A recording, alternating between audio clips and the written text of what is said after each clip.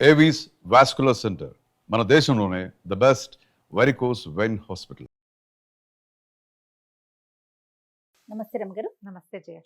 రమగారు, సంకటహర చతుర్థి దీని యొక్క విశిష్టత, ఆ రోజు అసలు మనము ఆచరించాల్సిన విధి విధానాలు, ప్రత్యేకమైన పూజలు అందరూ చేసుకోవచ్చా, ఏంటి రమగారు అసలు? ప్రతిసారి మాట్లాడదాం జయ. మనం ఆ, ప్రతి సంవత్సరం వినాయక చవితి అప్పుడు ఇది చెప్తూ ఉంటాం.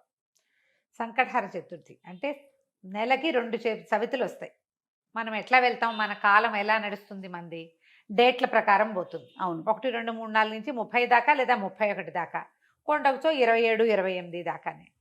అంతే అంతే. అయితే మన హిందూ దీని ప్రకారం, భారతీయ పాత విధానం ప్రకారం చాంద్రమానం నడుస్తుంది. ఉమ్, ఈ చాంద్రమానం అంటే చంద్రుడి యొక్క కదలికలతో మన డే మారుతుందన్నమాట. ఓకే. తిథులు అంటాం వాటిని మనం. 28 ఇవి ఎట్లా పోతాయి? 28 కాదు, పోనీ 29, 30 చేసుకుందాం దాన్ని. ఉమ్, పాడ్యమి నుంచి మొదలు పెట్టుకుని ఉమ్, పౌర్ణమి దాకా 15. ఓకే. అక్కడి నుంచి 16వ రోజు నుంచి మళ్ళీ పాడ్యమి నుంచి మొదలు పెట్టుకుని అమావాస్య దాకా. ఓకే.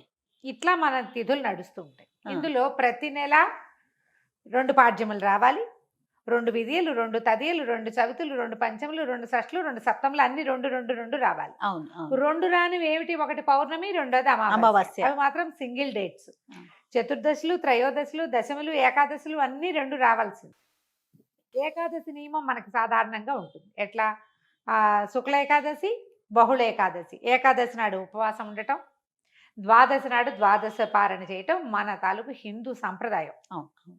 అలాగే హిందూ సంప్రదాయం ప్రకారం నెలలో వచ్చే 2 చవితులని మనం వినాయక ఆరాధన చేయవచ్చు. ఓకే. ఈ చవితి ఆరాధన మనం ప్రత్యేకంగా ఎప్పుడు చేస్తాము? వినాయక చవితి చేసుకుంటాం. ఒక శుక్ల చవితి సంవత్సరంలో ఒక్కసారి వినాయక శుద్ధ చవితి నాడు, అది మన భాద్రపద శుద్ధ చవితి నాడు వినాయక వ్రతకల్పం చేసుకుంటాం. వినాయకుడి పుట్టినరోజని, ఆ రోజునే ఆయనకి గణాధిపత్యం లభించిందని, వాళ్ళు ఆయన్ని పూజిస్తే అన్ని విఘ్నాలు తొలగిపోతాయని గణాధ్యక్షుడని ఆయన్ని కొలుచుకుంటాం. అలాగే ప్రతి నెలా వచ్చేటువంటి కృష్ణ చవితి నాడు, ఉమ్, బహుళ చవితి నాడు వినాయక ఆరాధన చేస్తే సమస్త విఘ్నాలు తొలగిపోతాయి అనేది ఒక ప్రత్యేకమైన నియమంగా చెప్తారు. ఓకే. ఈ నియమాన్ని మనకంటే ఎక్కువగా తమిళులు పాటించేవారు. వాళ్ళు ఎక్కువ పాటిస్తారు. ఉమ్, మనకి జాతకంలో కేతు ప్రభావం ఎక్కువగా ఉన్నా, ఉమ్, ఏ పనైనా మొదలుపెట్టి ఎప్పటికీ అవ్వకపోతున్నా, పిల్లలు చదువుల్లో వెనకబడుతున్నారనిపించిన, దీనికి మన ఇంట్లో ఉండాలి వ్రతము నియమము ఏం లేదు. ఉమ్, పెద్దవాళ్ళు చెప్పిందే చెయ్యాలి, మన ఇంట్లో లేకపోతే చేయకూడదు, అలాంటిది ఉండదు. ఉమ్. సార్వజనీయమైన వ్యవహారం, ఎవరైనా చేసుకోవచ్చు. మనమే ప్రాబ్లమ్స్లో ఇరుక్కుంటున్నాం. ఏ పనైనా మొదలు పెడితే అవటం లేదు, అన్ని అడ్డంకులే దానికి. ఓకే. వ్యాపారాలకి, చదువులకి, ఇంట్లో ఏదైనా వస్తువులు తరచుగా పాడైపోవటం, ఇది కూడా జ్ఞాపకం పెట్టుకోండి. మిక్సీ రిపేర్ చేయిస్తావు, వెట్ గ్రైండర్ పడుకుంటుంది. దానికి ఏదో చేయిస్తావు, వాషింగ్ మెషిన్ ప్రాబ్లం వస్తుంది, అది అయిపోయింది, సూయింగ్ మెషిన్ పడుకుంటుంది. ఇట్లా రిపేర్లు చేస్తూ ఉన్న వాళ్ళు ఉంటారు చూడు. అవును, నేను అవును. కూడా ఉన్నా ఆ లిస్ట్ లో. అవునండి. నేను ఒకటి రిపేర్ చేస్తే ఇంకోటి వస్తుంది, ఒకటి మొదలు పెడితే పాపం లిస్ట్ వస్తుంది వెనకాల. వస్తూనే ఉంటుంది. మా వాళ్ళ ఇంట్లో ఎక్కిరిస్తున్నారు, ఆ ఒకటి రిపేర్ చేయకుండా ఉంచుకుంటే అది ఒకటే ఉంటుంది నీకని. ఆ. అట్లా ఒకటి వస్తుంది. ఏమీ లేవనుకో, మెళ్ళ పెట్టుకుంటే నల్ల పసలు కొలిసేనే టిక్కని విరుగుతుంది, ఆ అవును. పస విరిగిపోతుంది. నిజంగా నిజం రవి గారు. చెవిదుద్దులు సీలలు విరిగిపోతాయి. ఆ, కొంతమంది జాతకాలు ఉంటాయి చూడండి.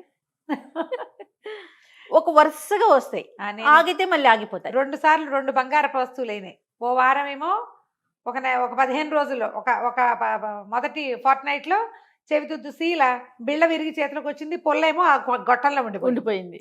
ఇదేమిట్రా ఇలా అయింది, దీన్ని చేయించాలి అనుకుంటున్నా. సరిగ్గా 15 days తిరగంగానే చిన్న గొలుసు ఒకటి పెట్టుకుంటాను నేను, హుక్ దగ్గర విరిగింది.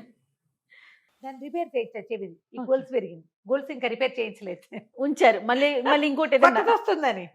నెక్లెస్లు అవి లింకులు ఊడిపోతే ఏం చేస్తాను, అలా అనిపిస్తుంది నాకు. ఉమ్, ఇలాంటి వాళ్ళు వీళ్ళందరూ సంకటహర చతుర్థి చేసుకోవచ్చు.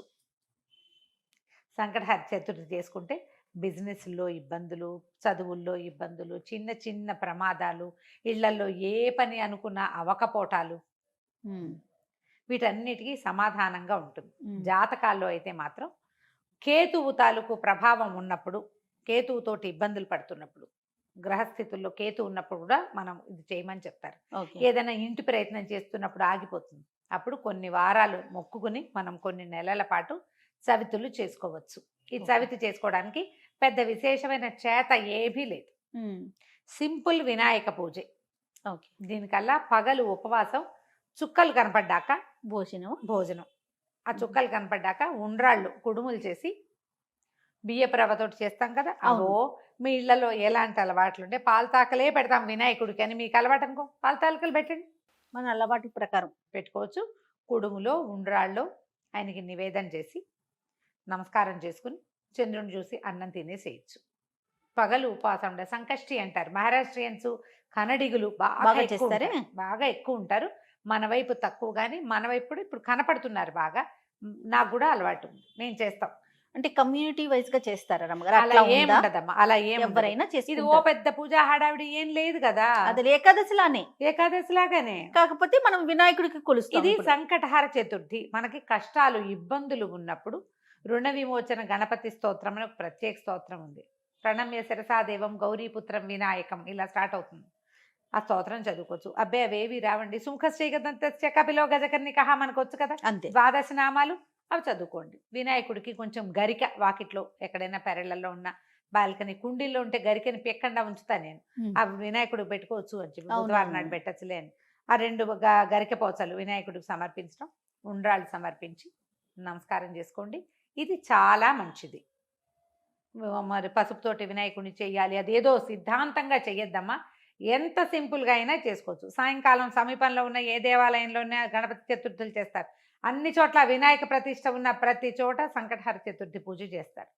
వెళ్ళి గుళ్ళో పూజ చేయించుకోండి, హాయిగా ఇంటికి వచ్చి భోజనం చేయండి, అంతే. కుడుములు ఏమైనా ఉండి మీ గుళ్ళో వాళ్ళు ఒప్పుకుంటే, ఆ దేవాలయం పద్ధతిని బట్టి కదా, ఒప్పుకుంటే మీరే కుడుములు తీసుకెళ్ళి స్వామివారికి అక్కడ నివేదన చేసి అందరికీ ప్రసాదం పంచిపెట్టండి. వినాయకుడికి వచ్చిన బెల్లం ముక్క నివేదన పెట్టడం ఒక అలవాటుగా చేసుకోండి. మనకి ఇలాంటి సమస్యలు ఉంటే కనుక తప్పకుండా కొంచెం బెల్లం నివేదన పెట్టడం, వినాయకుడి కోసం ఒక దీపారాధన చేయటం, దీపం పెట్టుకోవటం, దీపం పెట్టగానే వినాయకుడికి సంబంధించిన శ్లోకం చదువుకోవటం, ఓ బెల్లం ముక్క ఖచ్చితంగా, నువ్వు పళ్ళు పెట్టు పాలు పెట్టు అవి ఏమైనా పెట్టుకో, వినాయకుడికి బెల్లం ముక్క పెట్టాలి. ఇలా నివేదన పెడితే మనకి చాలా సమస్యలు తీరుతాయి. ఇప్పుడు నవంబర్ 1 వచ్చినట్టుంది. అవునండి, అంతేనా? అవును. ఆ ప్రతి నెల చూసుకోండి, క్యాలెండర్లో ఉంటుంది. మీరు ఈజీ మెథడ్ ఏంటి, క్యాలెండర్లో నోట్ చేసి పెట్టుకోండి. ఇందులో మళ్ళీ ఒక స్పెషల్ ఉంది. మంగళవారాలు గనక ఈ చతుర్థి వస్తే చాలా విశేషం. అంగారక చతుర్థి అంటారు దాన్ని. అది చాలా విశేషమైంది. అది ఎక్కువ సమస్యలు తీరుస్తుంది, ఇంకా ప్రాబ్లమ్స్ తీరుస్తుంది. దీనివల్ల బ్రహ్మాండం బద్దలైపోయి వారికి ఏదో వస్తుందని కాదు, కొన్ని జాతకపరమైన సమస్యలు తీరుతాయి. ఏ పనులు కానప్పుడు మనకు ఒక శాంతిగా ఉంటుంది. చికాకు తగ్గినా చాలు కదా అమ్మగారు, ఏదో వచ్చి మీద పడక్కర్లేదు. జస్ట్ మనకు ఉన్న ఆ చికాకు, ఆ బాధ, మనసు శాంతిగా ఉంటే అదే చాలు. అంతకంటే ఆటోమేటిక్ గా సమస్యలు పరిష్కారం అవుతాయి. అవును, అలా చేసుకోవచ్చు. మంగళవారం చతుర్థి వచ్చిందనుకో ఇంకా కంఫర్టబుల్ గా ఉంటుంది. 40 చేయొచ్చు, ఇవి 40 చేయొచ్చు, 21 చేయొచ్చు, 5 నేను 7 లెక్క పెట్టుకుని కూడా చేస్తా. ప్రతి నెల సంకటహర చతుర్థి నాడు పొద్దున్నే మా అక్కయ్య నేను ఒకళ్ళు గుర్తు చేసుకుంటాం ఇవాళ చతుర్థి అని. ఓకే, జ్ఞాపకం చేసుకుని మా ఇద్దరికి అలవాటు ఉంది. నాకు కొంచెం వినాయక ఇవి కూడా ఎక్కువ కదా, ఎక్కువ శ్లోకాలు చదువుకుంటాను. నేను చిన్నప్పుడు చదువుకున్న తొండమున ఏకదంతమును కూడా చదువుతారు రోజు. నేను నాకు అది అలవాటు. ఎవరి అలవాట్లు వాళ్ళవి కదా, మీరు అలవాటు చేసుకోండి. ఏదైనా ఇలాంటి సమస్యలు ఉన్నప్పుడు ఇట్లా చేసుకోవచ్చు. ఇది కొన్నాళ్ళు చేసి మానేయచ్చా లాంటి ప్రశ్నలు వస్తాయి ఎంతసేపు. కొన్ని వారాలు నియమంగా పెట్టుకోండి, కొన్ని నెలలు, ప్రతి నెల సంకటహర చతుర్థి చేయాలి. 2 సార్లు సంవత్సరం 2 సార్లు వస్తుంది కదా. మీరు కృష్ణ చతుర్థి మామూలు చతుర్థి కూడా చేసుకోవచ్చు. లేదా నేను సంకష్టే చేస్తాను అంటే కనుక సంకష్టులు మాత్రమే చేసుకోవచ్చు, సంకటహర చతుర్థి మాత్రమే చేసుకోవచ్చు. ప్రతి నెల చేస్తే ఇప్పుడు సంవత్సరం చేద్దామని మొక్కున్నాం అనుకోండి, 12 అవుతాయి. ఒకవేళ మధ్యలో ఒక నెల పీరియడ్ వచ్చింది, ఆడవాళ్ళకి సమస్యలు వస్తాయి, ఇంకోసారి మళ్ళీ మొదలు పెట్టక్కర్లేదమ్మా, కంటిన్యూ చేసుకోవచ్చు. దీనికి మీరు ఈజీ మెథడ్ ఏంటంటే, ఇప్పుడు స్మార్ట్ ఫోన్లు వచ్చినాయి కాబట్టి స్మార్ట్ ఫోన్లో చూసుకుని పెట్టుకోండి డేట్లు. నేనైతే క్యాలెండర్లో రౌండ్ ఆఫ్ చేసి పెట్టుకుంటా ఇవాళ చతుర్థి అని. వాళ్ళు కూడా ఎర్ర వినాయకుడు బొమ్మ వేస్తుంటారు, అక్కడ వినాయకుడి బొమ్మ కనపడుతుంది, టీటీడీ వాళ్ళ దాంట్లో కనిపిస్తూ ఉంటుంది. సో గుర్తుపెట్టుకుని ఆ రోజున మీరు చేయవలసింది ఏంటి, వినాయకుడికి సంబంధించిన స్తోత్రం చదువుకోవటం, గరిక 2 గరిక పోచలు తెచ్చి వినాయకుడికి సమర్పించడం, కొంచెం కుడుములో ఏవైనా నివేదన చేయటం, పగలు ఉపవసించి చంద్రుడు కనపడ్డాక దండం పెట్టుకుని భోజనం చేయటం చేసి చూడండి. మీకు చాలా ఇబ్బందులు తొలుగుతాయి. పెద్ద విశేషంగా ఏదో మాత్రం కాదు, మంచిది. మీకు ప్రధానమైనది ఏంటంటే ఇబ్బందులు తొలుగుతున్నట్టు కనపడుతుంది కానీ. అది రైట్ అమ్మగారు. నమస్తే. నమస్తే.